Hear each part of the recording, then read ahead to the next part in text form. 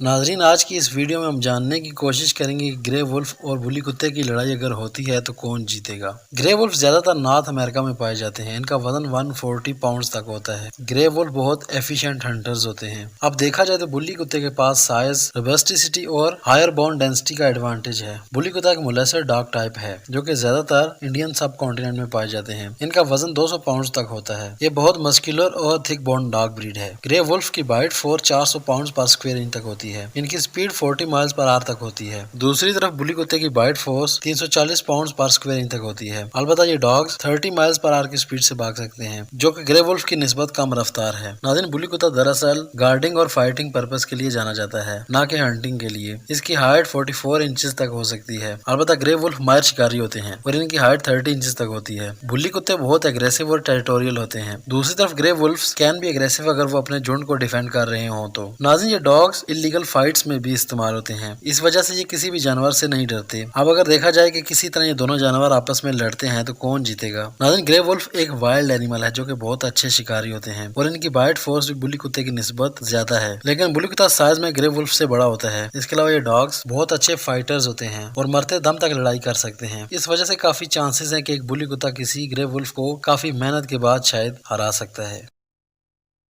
ऐसी मजीद वीडियोस देखने के लिए शाहवार टीवी को सब्सक्राइब करें। इसके अलावा अगर आप किसी खास टॉपिक पर वीडियो देखना चाहते हैं तो ज़रूर कमेंट कीजिएगा।